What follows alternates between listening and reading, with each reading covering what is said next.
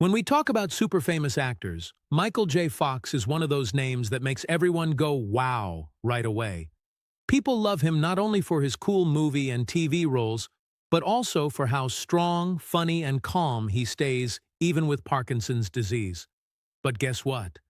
Even now at 64 years old, with such an amazing life story behind him, Michael just shared something really surprising and totally honest.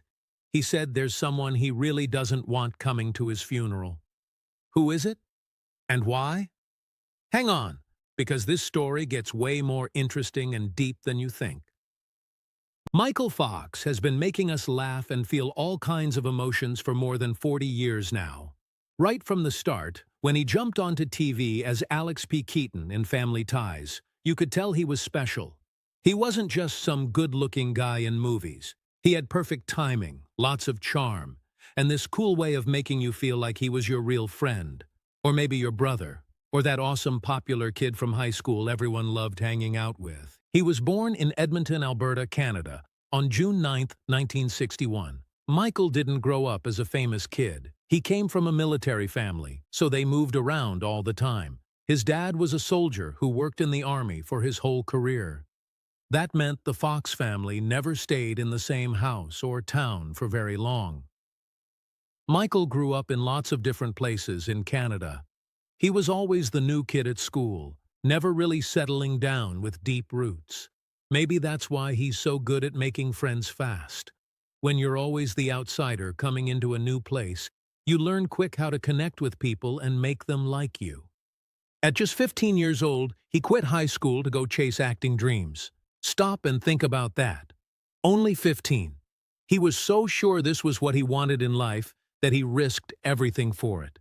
His mom and dad thought he was nuts. Of course they did. What parents want their kid to drop out of school to chase something that hardly ever works out? But Michael packed up and moved to Los Angeles with almost no money at all. He lived on cheap macaroni and cheese, Kraft Dinner, and pure hope. He was so poor he couldn't even buy a bed or chairs. He slept on just a mattress right on the floor, and he used a big phone book as his pillow. He took any tiny acting job he could find. Small parts, guest spots on shows, anything. For years, he kept going to auditions, getting told no a lot, then going to even more auditions. Then in 1982, Family Ties came along and boom, everything flipped overnight.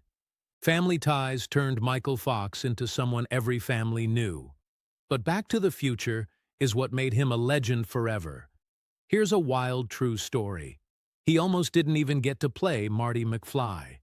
The movie people first picked Eric Stoltz for the part, and they actually filmed a bunch of scenes for weeks. Then they realized it just wasn't right. So they let Eric go and called Michael, who was already super busy filming Family Ties at the exact same time. His days became totally crazy. He'd shoot Family Ties all day long, then hurry over to the Back to the Future set and film through the whole night. He barely slept, maybe only 2 or 3 hours, and he ran on pure energy from being young, plus tons of excitement because he knew this movie was going to be amazing. When Back to the Future hit theaters in 1985, it became the biggest movie of the whole year. Just like that, Michael wasn't only a TV guy anymore. He was a real movie star, a true big-deal movie star whose name alone could make people buy tickets. He was all over the place, on magazine covers, doing talk shows, winning awards. He even dated the actress Nancy McKeon from the Facts of Life show. He was young, good-looking, super successful, and it felt like nothing could stop him. This was back in the middle of the 1980s. If you were a teenager, girl or boy, chances are you had Michael Fox's picture up on your bedroom wall.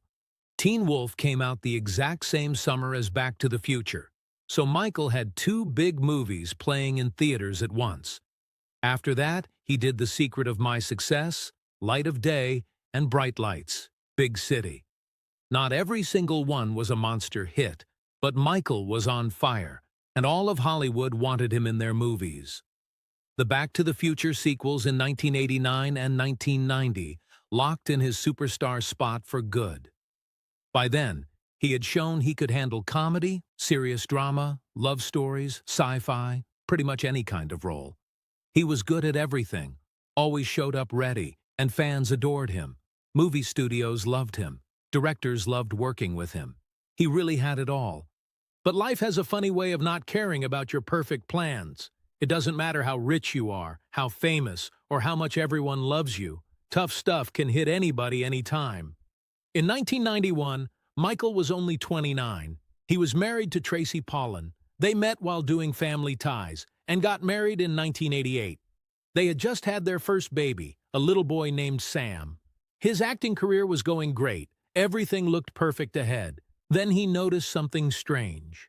His left pinky finger kept twitching a tiny bit. It was so small you could barely see it. He thought maybe it was just stress or being super tired from working nonstop. But the twitching didn't stop.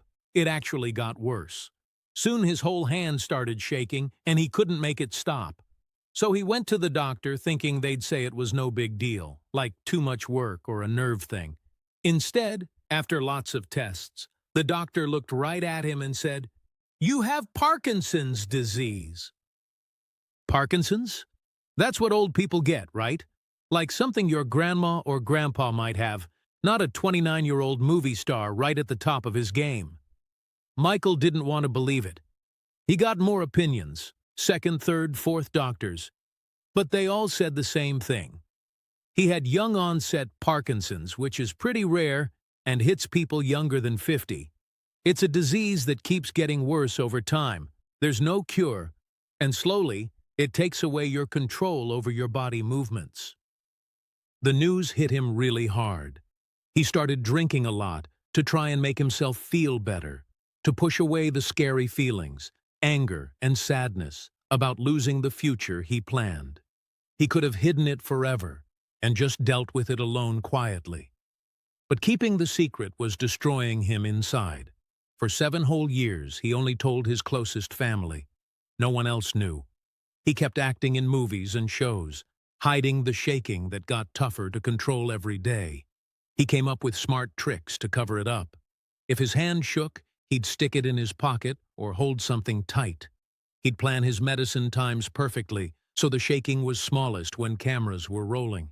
He'd change how he moved in scenes to hide the tremors. In a way, hiding his sickness became the biggest acting job of his whole life. Acting healthy while everything inside felt like it was breaking. In 1996, he started starring in a new TV show called Spin City. He played Mike Flaherty, this fast-talking, super-energetic deputy mayor of New York. The job needed him to run around, be physical, talk quick, all stuff that was really hard with Parkinson's getting worse. Sometimes, between scenes, his co-stars would spot the shaking. But Michael would laugh it off, crack a joke, switch topics fast. The drinking got even heavier. He's been really open about it later in talks and his books. He used alcohol to calm the shakes, to relax a bit, to deal with knowing his own body was turning against him. He still got to work every day, never came in drunk or missed a shoot, but privately he was falling apart. His wife Tracy stuck right by his side the whole time. They had 3 more kids during those tough years. Twin girls Aquina and Skylar in 1995, and their youngest daughter Esme in 2001. Michael always says his family is what kept him pushing forward and gave him something worth fighting for. In 1998, he finally couldn't keep the secret anymore. He told the world about his Parkinson's in a big interview with Barbara Walters. The reaction was huge, in a good way. People didn't feel sorry for him or walk away. They cheered him on, loved how brave and honest he was, and how he wouldn't let the disease decide who he was. In 2000, he left Spin City. His co-stars threw him a really emotional goodbye. Charlie Sheen stepped in as the new main guy, and the show even did a special episode just for Michael's exit. It felt like the end of something big. But Michael wasn't finished with acting. He popped up as a guest on shows like Scrubs, Boston Legal, Rescue Me, and The Good Wife. A lot of times he played characters kind of like himself or dealing with Parkinson's. He proved to everyone he could still act amazingly, still make roles special, even with all the shaking, the meds, and the body limits. Living with Parkinson's isn't like breaking a bone that gets better or catching a cold that goes away. It's always there with you, like a friend who never leaves and always needs something. Michael says it's mysterious, and you never know what a day will bring. Some days feel okay. Other days the symptoms hit super hard. Shaking is the thing everyone sees most, but it's not the only problem. Parkinson's messes with your balance so you fall easy. It can make talking hard so people don't understand you. Muscles get stiff, so moving feels slow and tough. It can mess up sleep, moods, memory, and thinking too. He takes medicine to help control it, but the medicine brings its own troubles. The main drug, levodopa, can cause dyskinesia, those jerky movements you can't control that sometimes feel worse than the original shaking. It's like walking a tightrope every day, trying to get the dose and timing just right to get more good time and less bad. Over the years, he's had several operations, like back surgery to take out a tumor that made him unable to walk for a while. He's broken bones falling down. He's had infections and other bad health stuff. Every single time, he fights back hard and gets up again. He's had to stop doing things he really loves. He can't play guitar anymore because his fingers won't work right. Typing is hard now, too. Everyday stuff most people don't even think about, like buttoning clothes, tying shoelaces, cutting food, takes so much focus and effort for him. But Parkinson's hasn't taken away everything. He still has his funny side. His brain is still super sharp. He has his loving family and real friends. And he has a big purpose, finding a cure for Parkinson's. The Michael J. Fox Foundation for Parkinson's Research is now one of the biggest and most important groups working to beat the disease. Since it started in 2000, it has given more than $1.5 billion to research. That makes it the world's largest nonprofit funder for Parkinson's studies. Michael jumped into this work with the same fire he used to have for acting. He even went to Congress to talk and push for more money for medical research, including tricky stuff like stem cells. He used his fame to make everyone pay attention and raise tons of money. The foundation pays for all kinds of studies, from what genes cause Parkinson's to new treatments, to ways to make life better for people who have it. Michael isn't just the famous face, he's really in the middle of it, learning the science, asking hard questions, and pushing everyone to get real results. He's written a few books about living with Parkinson's, like Lucky Man, his memoir, Always Looking Up, The Adventures of an Incurable Optimist, A Funny Thing Happened on the Way to the Future, and No Time Like the Future. An Optimist Considers Mortality. Those books are super honest, full of laughs and sometimes really sad. They let you see exactly what it's like to have a sickness that never goes away, while still holding on to hope and keeping your sense of humor. All through his acting years, Michael made close friends with lots of people in Hollywood. Some friendships have lasted many, many years, getting through the crazy parts of being famous and the hard parts of his sickness. His Back to the Future buddy Christopher Lloyd turned into a friend for life. They've gotten together lots of times for movie anniversary parties and charity stuff. Christopher talks so nicely about how brave and strong Michael is, and you can see they really care about each other whenever they're together. Michael stayed friends with his Family Ties TV parents, Meredith Baxter and Michael Gross, too. They've all said how much they learned from him, how professional and talented he was even when he was young. From his Spin City days, he got really close with some of the cast. They've shared stories about how Michael never whined about his condition, never used it as an excuse, and always came to work ready to give his best, even on days when he was clearly having a rough time. But friendships in Hollywood can get tricky. A lot of them happen just because you're working on the same project. You're super close during filming, but once the job ends, people slowly drift apart. Michael has seen that happen, like almost everyone in show business does. Some friends stick forever, others fade away. It's just how things go in that world. Lately, while doing interviews about his work and talking about life with Parkinson's, Michael has opened up more about death and what he wants his funeral to be like. Some people might think that's dark or sad to talk about, but when you've lived with a sickness that gets worse for over 30 years, thinking about the end isn't scary. It's just being real and practical. Michael has always had this dark, funny sense of humor that helps him and others get through tough stuff.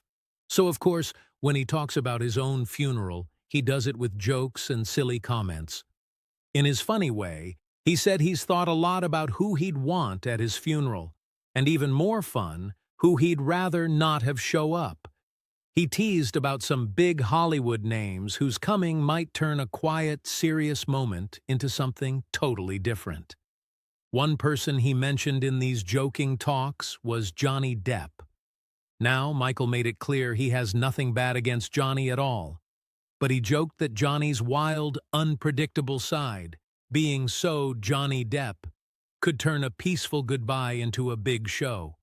Johnny is famous for his quirky ways, wild clothes, and how he sometimes brings drama along, on purpose or not. Michael pictured his funeral and laughed that Johnny might roll up dressed full-on as Jack Sparrow, or grab a guitar and start singing, or somehow make the whole thing about him instead of remembering Michael.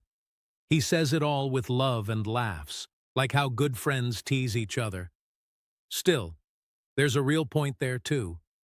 Michael wants his funeral to stay simple, private, and without any drama. He doesn't want it turning into a fancy Hollywood event or something the news cameras go crazy over. He just wants it calm and real. Another name he joked about was George Clooney.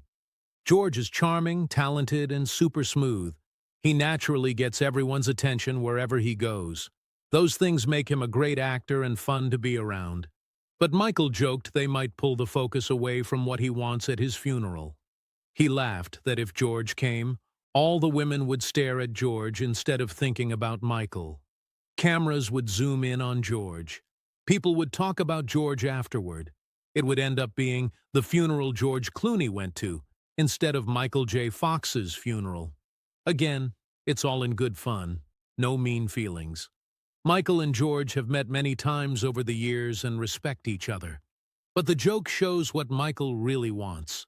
A funeral full of quiet thinking and true feelings, not about who came or what fancy stuff they wore. When Michael gets serious and drops the jokes about dying, you can hear he just wants peace and things to be simple. He's been in the spotlight his whole grown-up life, dealing with fame, reporters watching everything, fans expecting stuff.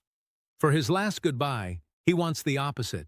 He said, "I'd like to just not wake up one day. That would be really cool."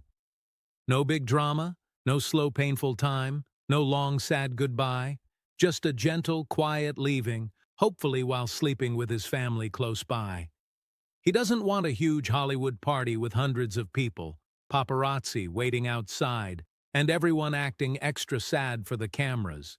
He wants it small and close, just family and the real friends who truly know him and love him for who he is, not the famous guy. He also joked he doesn't want people showing up just because they feel they have to. He doesn't want Hollywood folks coming because it looks good, or because they'd feel bad skipping it, or just to get seen there. He only wants the ones who really care and will really miss him.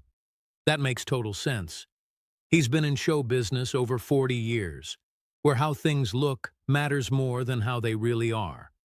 People can smile at you and act nice, then forget you the second you're not useful anymore. He knows the difference between true friends and fake Hollywood friends. For his funeral, he only wants the true ones. While he jokes about who he's uninviting in a funny way, he also clearly says who he does want there.